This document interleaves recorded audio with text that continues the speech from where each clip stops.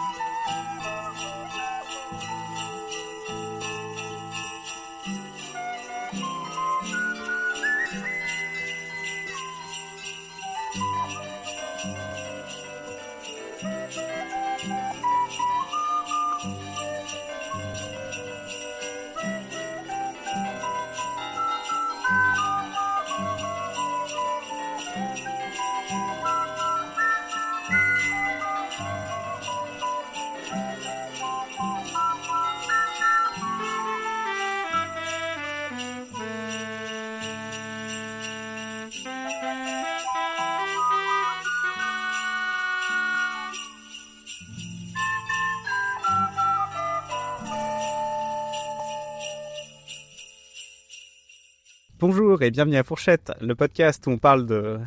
pour être parfaitement honnête, je sais pas du tout de quoi je vais vous parler aujourd'hui. Aujourd'hui, je ne suis accompagné de personne, car c'est un épisode un peu spécial. On a tenu à vous faire un épisode de Noël cette année, donc c'est un format un peu différent, où du coup, Fraise et Apple m'ont sélectionné une fanfiction.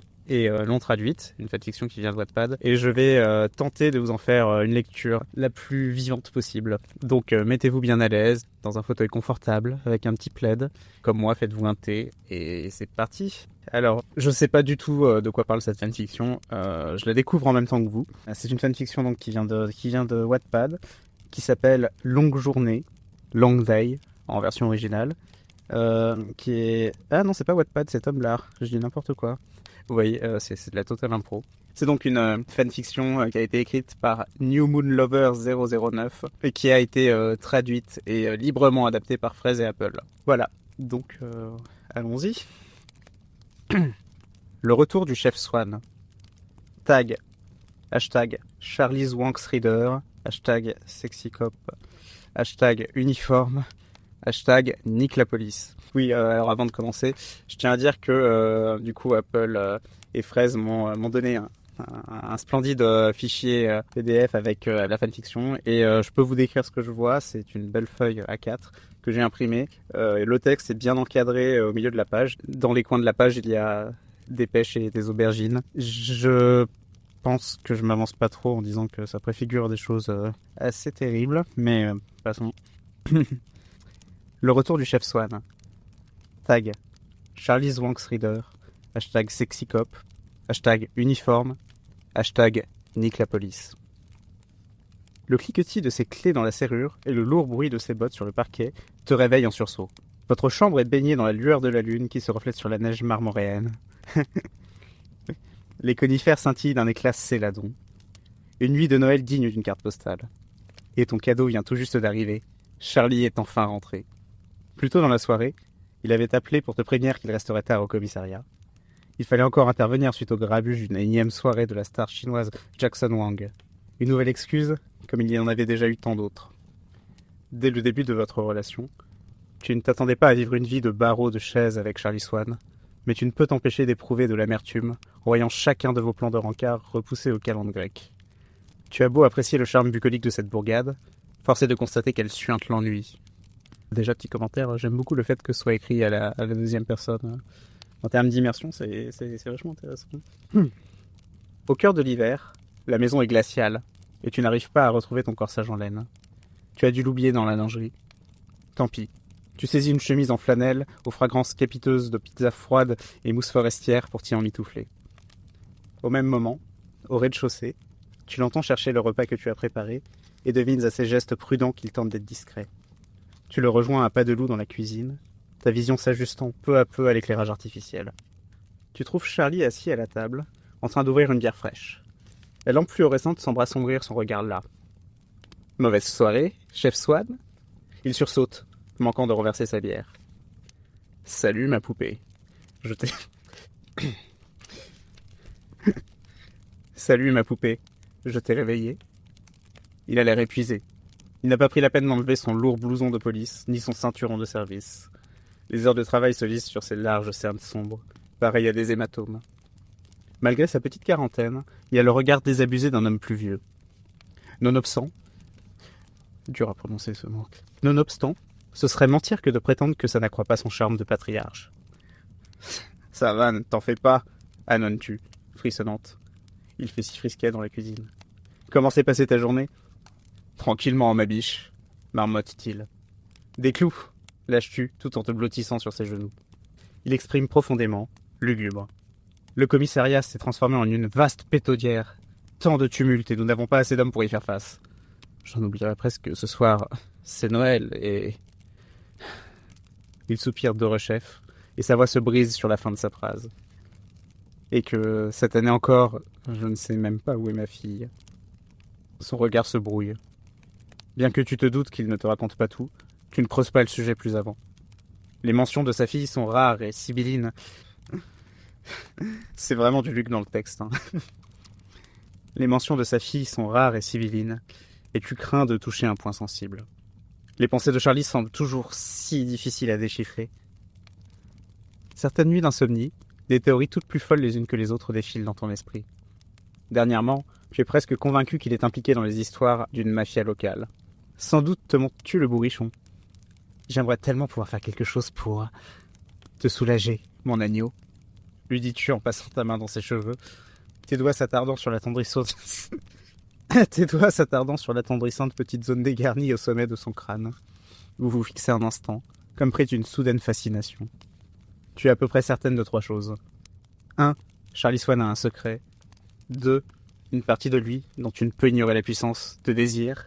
Et 3. Tu as follement et irrévocablement envie de lui. Hey, clin d'œil, fin de chapitre, tout ça. Le silence étire les secondes avant que tu ne te penches sur lui, déposant un baiser vorace sur ses lèvres. Son haleine fleure bon la bière. Oh putain. Ses paumes rugueuses caressent ton visage, et les poils lustrés de sa moustache touillent ta peau. Un gémissement sourd s'échappe de la gorge de Charlie, alors que tu le bécottes avec vigueur. Sa main agrippe instinctivement ton cuisseau. Tu penses brièvement au repas de fête qui attend d'être réchauffé dans le réfrigérateur. Néanmoins, ce n'est pas de dinde dont tu as envie de te goberger. Et toi, tu n'auras pas besoin d'un micro-ondes pour te réchauffer. Ni toi, ni Charlie d'ailleurs. Rompant promptement le baiser, tu poses ton front contre le sien, le souffle court. Flûte ! Je ne peux plus attendre. Viens avec moi, mon lion. Halètes-tu. Halète comme dans haleter, hein, pas... Halète. Charlie saute sur ses pieds. Tu lui prends la main et le transbahute vers le sofa antédiluvien, mais confortable, du salon. Il s'affale comme une chiffe sur la surface moelleuse et tu l'y rejoins d'un pas chaloupé. Au moment même où tu es à sa portée, ses battoirs enserrent ta taille. Pourquoi j'ai imprimé ? Je sais pas pourquoi je me suis infligé d'imprimer cette fanfiction sur du papier, alors que ça aurait été beaucoup plus simple sur un écran PDF. Bon après, c'est pas vraiment l'esprit de Noël, j'imagine, si c'est pas sur un support physique. Genre, en plus, je les ai agrafés, donc c'est pas pratique. Merde, donc... Au moment même où tu es à sa portée, ses battoirs enserrent ta taille, et les tiennes se posent sur un torse duquel émane un arôme alléchant de cuir et de tentation. Ses grandes prunelles brunes suivent les tiens, tandis que tu t'agenouilles entre ses jambes, une main sur chaque genou. Tu perçois une légère tension dans ses gros muscles à ton contact. Ses cuisses se contractent, tandis que tu tentes de le débarrasser de son ceinturon de policier, défaisant la lourde boucle à l'instar d'un nœud gordien. Alors que tes doigts s'apprêtaient à effleurer sa fermeture éclair, sa voix rauque te surprend, t'obligeant à lever les yeux vers lui. Non, une pipe. Ma choupette, laisse-moi juste ranger ça. Charlie se relève d'un bond et file vers le manteau de la cheminée où il s'empresse de retourner quelques cadres. Parmi eux, tu reconnais la photo de la Vénuste brune et de son Adonis de Marie. La première fois que tu avais vu à quoi ressemblait cette belle-là, tu n'avais pu t'empêcher de te demander si sa mère, l'ex de Charlie, était une supermodèle. Néanmoins, René s'était avérée banale. Moins belle même que Sue, l'autre ex du shérif, qu'il avait quitté pour le franc Billy Black, peu de temps après que tu arrives dans sa vie. Dans sa hâte de revenir vers toi, Charlie feint d'ignorer un dernier portrait qui trône désormais solitaire face au canapé. Tant pis, tu n'as pas d'objection à sentir peser le regard de cet étrange docteur à la peau diaphane et au sourire hollywoodien. Où donc pouvait-on s'acoquiner avec de tels Apollons dans ce comté perdu ? Désolé, mon noix. Où en étions-nous ? Reprend une voix de velours. Tu souris en coin. Pourquoi penser à ces étranges séraphins quand on a un tel bonhomme en uniforme à disposition dans son salon ? Laissez-moi prendre soin de vous, chef Swan. Au cou le cul. Tu parviens à déboutonner et ouvrir la braguette de... Oh, ça va être dur. Tu parviens à déboutonner et à ouvrir la braguette de son pantalon d'une seule main. Il tressaille, le souffle court, lorsque tes doigts tirent sur l'élastique de son slip, libérant l'objet convoité. Tu parviens toujours si bien à l'asticoter. Ses gémissements augmentent d'une octave lorsque tu t'empares fermement de sa bistouflette chargée de blocs. Ses mains folâtrent distraitement sur les coussins moelleux sous lui. Tu lèves les yeux vers lui, soutiens son regard en te penchant en avant, et tu le captures de ta bouche. Prise d'un soudain esprit festif, tu te souviens d'un vieux conseil transmis entre amis, aux mœurs légères, et tu commences à fredonner la bouche pleine. Oh.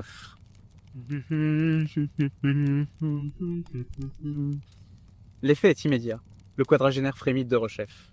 Tu sors alors une autre technique secrète de ton arsenal et fais tournoyer ta langue autour du fruit de son chêne dans une chorégraphie endiablée. Toutefois, tu tournes Kazakh à la dernière minute et refuses de le laisser atteindre la volupté ainsi. Creusant les joues une dernière fois, tu relâches sa bistouflette rutillante avec un petit claquement sec et la ranges dans son slip. Bon sang de bois, à quoi joues-tu, mon écureuil ? S'indigne-t-il, courroucé par ton impudence. Oups ! Avec rage, minotes-tu d'un air gai bois. Désolé, chef Swan, j'ai d'autres plans pour votre matraque. Sans char, ma poulette, plaisante-t-il rigolard en te ramenant vers lui. Tu l'enlaces fébrilement, goûtant de rechef à la saveur ambrée de sa moustache. Tu ne demandes qu'à avoir une soirée digne de celle de ce fameux Jackson pour sa culotte. Tu ne peux nonobstant pas lui dire dans ces termes, au risque qu'il ne soit pas sensible à son humour, comme lorsque tu lui avais fait ta meilleure boutade sur ta cousine albinos. Tu diriges alors sa main vers la zone qui lui fera comprendre à quel point ton corps est prêt à la bistoufler. Ses doigts s'agrippent sans hésitation à ta petite culotte bigarrée, l'arrachant d'un geste vif. De l'autre main, il flatte tes sommets sacrés, pointant à travers le tissu de la chemise trop grande. Vos respirations se coupent à l'unisson lorsqu'il se plaque contre toi, slip sur les chevilles. Tu as à peine le temps de dire plantigrade que vos corps ne font plus qu'un. Et Charlie te fait grâce de coups de rein à faire pas...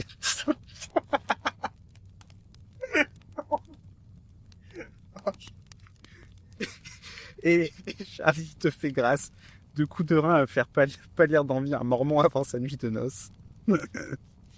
Ah, putain. Tes mains courent sur son dos, l'alpagant désespérément par le tissu de son uniforme de police, tandis que tu enfouis ta tête dans le canapé. Un flot incohérent de ululements s'échappe de la bouche de Charlie. Tu sais que tu ne tiendras pas longtemps, et lui non plus. Nom de Zeus, ma rose des prés, lâche-t-il entre ses dents. La sueur perle sur son front ridé sous l'effet de la concentration. Son haleine tiède embaume l'air d'une odeur suave. Tu brailles comme une perdue dans un élan de plaisir. Ses hanches s'entrechoquent une dernière fois contre les tiennes, et tu le sens atteindre le 7e ciel comme une révélation divine. Dans un dernier râle de jouissance, il crie quelque chose de sa voix de stentor. Oh.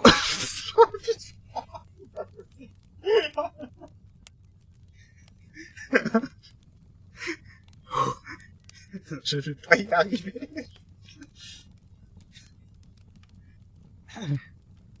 Home run. Son corps s'affaisse sur le tien, sa tête se posant sur ta poitrine. Tu ne mouftes pas pendant ce qu'il te semble une éternité, comme si un seul mot suffirait à faire éclater cette bulle intimiste où vous vous trouvez tous les deux. Un bruit strident vous tire néanmoins de votre idyllique torpeur. Qui peut bien appeler à cette heure ? Grommelle Charlie de sa voix de flic, en se redressant et en glissant sa bistouflette exsangue dans son slip. Tu le vois se traîner dans la pièce voisine, son pantalon glissant encore sur ses mollets. Son absence te laisse frigorifié. Qui que soit son interlocuteur, en cet instant, tu le voues secrètement aux gémonies. La voix de Charlie prend des intonations incongrues, mais elle est trop étouffée pour que tu comprennes quoi que ce soit. Au bout de quelques minutes, qui te paraissent des heures, tu entrevois Charlie revenir dans le salon, toujours paré de sa veste réglementaire. Une lueur traverse son regard, avant qu'un sourire mutin creuse ses pas de doigts. Ma princesse, dis-moi, est-ce que tu aimerais fêter Noël au Brésil ? Bon, j'ai pris une petite pause, juste le temps de reprendre mes esprits après la lecture de ce chef-d'œuvre. Et j'en ai profité pour ensuite l'analyser un petit peu plus en détail, histoire de vous présenter une ébauche de commentaires composés, j'imagine. Bon, vous attendez pas à des miracles, hein, parce que mes études de lettres sont assez lointaines, mais voilà, je vais essayer donc de vous présenter ça sous 3 axes différents. Déjà, à tête reposée, je me suis rendu compte que quand j'ai lu la fanfiction, j'ai lu le hashtag Charlie's Wanks Reader en me disant « Ah, Wanks, c'est marrant, c'est un mot que je connais pas ». En fait, non, pas du tout. Hein. Le tag, c'était Charlie Swan X Reader. Bref. Un peu d'analyse. Donc, le premier axe d'analyse que j'aimerais creuser un petit peu, c'est les références thématiques et lexicales. On sent, et ça c'est quelque chose qui est vraiment bien dans la fanfiction, je sais pas dans quelle mesure c'est Apple et Fraise qui ont enrichi le texte, mais il y a énormément de références au livre de base. On sent que ça a été écrit par une fan. Notamment, déjà, on peut faire le jeu de chercher tous les titres des tomes de Twilight dans le texte. On trouve « Vous vous fixez un instant comme pris d'une soudaine fascination ». On a L'étienne se pose sur son torse duquel émane un arôme alléchant de cuir et de tentation. On a aussi ses doigts s'agrippent sans hésitation à ta petite culotte bigarrée. Et enfin, le dernier tome, tu le sens atteindre le 7e ciel comme une révélation divine. Donc c'est un peu marrant de chercher, c'est un peu un jeu de piste, chercher dans le texte tous les titres. Je me demande comment c'est en version originale, si c'est vraiment New Moon, machin et tout. Bref, c'est assez rigolo. Il y a des références directes au texte aussi, notamment le fameux tu es à peu près certaine de 3 choses. 1. Charlie Swan a un secret. 2. Une partie de lui dont tu ne peux ignorer la puissance de désir. Et 3. Tu as follement et irrévocablement envie de lui, qui est vraiment une citation directe de la fin d'un des chapitres. Je me souviens plus du chapitre, je sais, mais c'est dans le premier tome, hein, où Bella se rend compte qu'elle est vraiment follement et irrévocablement amoureuse d'Edward. Donc belle référence. On a aussi la référence à un titre de chapitre. Je me souviens plus de la phrase, mais c'était à l'instar d'un nœud gordien, le fameux chapitre du nœud gordien qui nous avait fait nous interroger énormément. Donc voilà, beaucoup de références. On a aussi évidemment la fameuse boutade sur la cousine albinos qui fait référence aux blagues nulles sur les albinos. Bref, beaucoup de références à la saga Twilight. Bon, en même temps, pour une fanfiction sur Twilight, je sais pas à quoi je m'attendais, mais j'ai trouvé que c'était fait de façon assez fine. Analyse de traduction, Apple, Fraise, c'est votre moment. On a beaucoup de références à du vocabulaire un peu désuet comme ce que Luc peut utiliser dans ses traductions. Enfin, désuet, disons, du vocabulaire complexe. Moi, perso, j'aime bien ce style. Hein. Mais typiquement, on a le sofa antédiluvien pour dire qu'il est vieux. Charlie qui s'affale comme une chiffe. On a aussi beaucoup le champ lexical de la mythologie grecque. Typiquement, quand on a des références à Bella, Edward, les vampires et tout ça, c'est... parmi eux, tu reconnais la photo de la Vénus blonde et de son Adonis de Marie. Ou alors encore, où donc pouvait-on s'acoquiner avec de tels Apollons dans ce conte perdu. On a aussi, pas forcément la mythologie grecque, mais là plutôt des références bibliques. Il est écrit pourquoi penser à ces étranges séraphins. Donc là, c'est pas la même religion, mais c'est toujours dans le thème de la divinité, comme dans le livre original. Hein. En termes de lexique, on a des trucs un peu drôles aussi, comme le commissariat s'est transformé en une vaste pétaudière, sa voix de Stentor. Idyllic torpeur, tout ça c'est vraiment du Luc. Il y en a un qui m'a fait particulièrement rire, c'est néanmoins ce n'est pas de dinde dont tu as envie de te goberger, où l'emploi de goberger je trouve est particulièrement immonde dans ce contexte. En fait, je trouve que la sonorité du mot goberger, moi ça me fait penser à quelqu'un qui est en train de vomir, et du coup c'est vraiment à la fois très indiqué dans ce contexte-là, mais enfin, je trouve que c'est vraiment très très bien trouvé comme mot pour la traduction. Oui, aussi petite référence aussi. Ça, je pense pas que c'était dans le texte base, mais en même temps, j'en sais rien. Mais une référence à une de nos discussions sur le soaking, quand il y a la phrase Charlie te fait grâce de coups de rein, faire pâlir d'envie un mormon avant sa nuit de noces. Donc là, c'est une référence directement à nos discussions, je pense. Et ça aussi, ça m'a bien fait rire. Donc ça, c'était... on a vu que du coup, il y avait pas mal d'indices lexicaux qui faisaient référence à Luc et aussi de références directes au texte. Maintenant, on va voir un petit peu un autre axe que j'ai intitulé métaphore et comparaison. Bon, je suis pas très familier des fanfictions érotiques, comme vous pouvez vous en douter. Donc j'imagine que c'est quelque chose qu'on retrouve assez souvent. Mais le vocabulaire est très métaphorisé. On glisse en note de bas de page que la version originale est encore plus épicée. Merci beaucoup Apple et Fraise, parce que je pense que c'est un énorme travail de traduction de rendre la fanfiction un peu moins explicite. Et oui, ça c'est chouette. Ça, j'étais pas prêt à lire un truc vraiment pornographique, donc merci. Mais oui, on a pas mal de mots en rapport avec la chose qui sont transformés, comme par exemple tu le sens atteindre le 7e ciel, qui est très commun mais qui est quand même imagé. J'ai d'autres plans pour ta matraque, où la matraque fait évidemment référence bon voilà, vous avez compris. Tu fais tourner ta langue autour du fruit de son chêne, c'est très détourné, on comprend. Vous m'excuserez, je vais pas rentrer dans les détails. Et surtout, vraiment, le mot que j'ai préféré, la bistouflade. Je trouve ce mot incroyablement drôle. Bistouflade, c'est un mot que j'utiliserais si... En fait, je vais pas vraiment beaucoup l'utiliser dans ma vie quotidienne, mais j'adore. Puisqu'on parle de métaphores et de comparaisons, il y a aussi un truc qui ressort énormément de ce texte, c'est tous les noms d'animaux dans les dialogues. Je vous en ai fait une liste, mais typiquement, on a tranquillement ma biche. J'aimerais tellement pouvoir faire quelque chose pour te soulager, mon agneau. Celui-là, je le trouve particulièrement malsain. Flûte, je ne peux pas attendre. Viens avec moi, mon lion. Désolé, mon oie. Pour sang de bois, à quoi tu joues, mon écureuil? Sans char, ma poulette. Bref, on a l'impression d'être à la ferme, et dans ce contexte-là, ça me paraît un peu bizarre, mais bon, après, je ne juge personne. Donc oui, c'est rigolo, c'est marque d'affection animale, c'est digne d'intérêt. Sachant qu'il n'y a pas que les animaux, c'est vraiment tous les êtres vivants, puisqu'on a aussi des comparaisons avec les plantes, où on a typiquement Charlie qui appelle la narratrice ma rose des prés, ou ma choupette, qui, comme une petite recherche sur Google me l'a indiqué, est le nom d'une variété de pommes, choupette. Bon, moi aussi, ce que ça m'évoque comme ça, de prime abord, c'est le nom qu'on donnerait au vieux poney du club. Donc voilà, pas mal de métaphores et de comparaisons. Et donc, le troisième et dernier axe d'analyse, ça c'est pareil, je pense que c'est quelque chose qu'on retrouve dans beaucoup de fanfiction érotique, mais encore une fois, j'en sais rien, parce que j'en lis pas, d'habitude.